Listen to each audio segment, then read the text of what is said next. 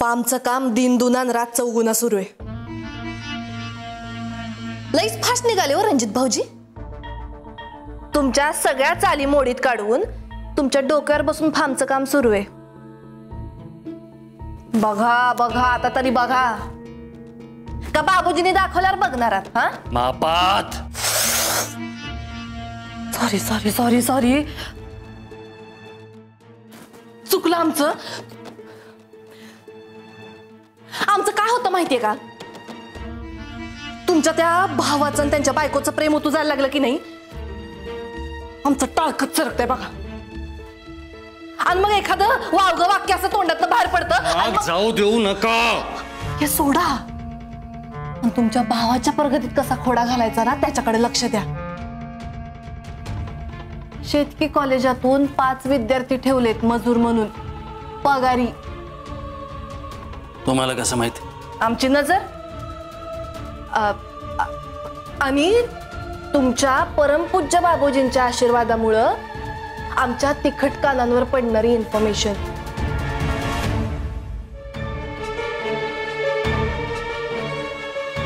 पाच नवी पोरं. हा, रणजितरावांची नवी उमेद, नवीन स्वप्न, सगळं मातीला मिळणार. म्हणजे जरा आमचा फोन देता का?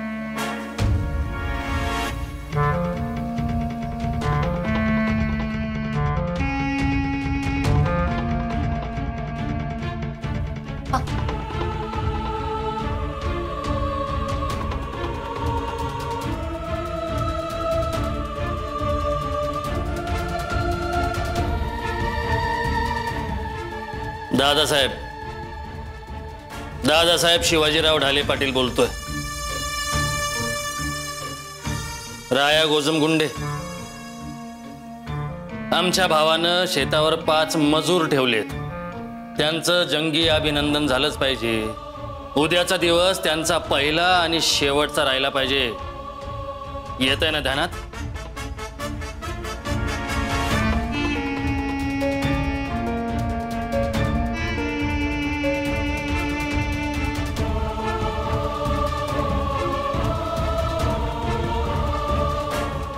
बाबूजी.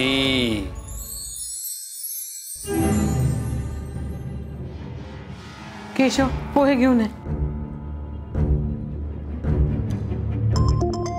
Good morning. Good morning.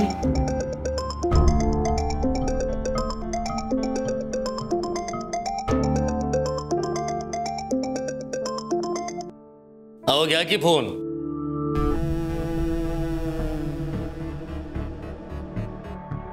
अहो नाही, तसं नाही, बोले नंतर.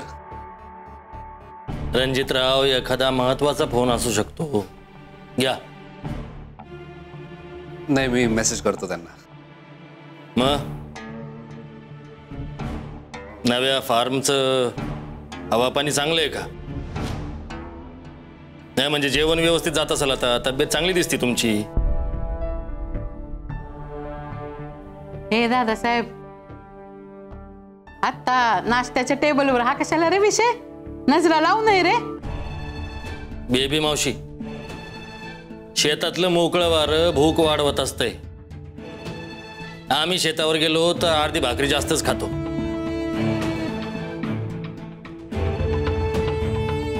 तुमच्याबद्दल काय रणजितराव? खरं आहे दादासाहेब, शेतातली मोकळी शुद्ध हवा, त्याच्यामुळे भूक लागते. उत्तम. आयुष्यभर तुम्हाला अशीच भूक लागत राहो. तुम्ही आयुष्यभर असेच सुखी राहाल अशी आम्ही प्रार्थना करू बाबूजींकडे. थँक्यू दादासाहेब.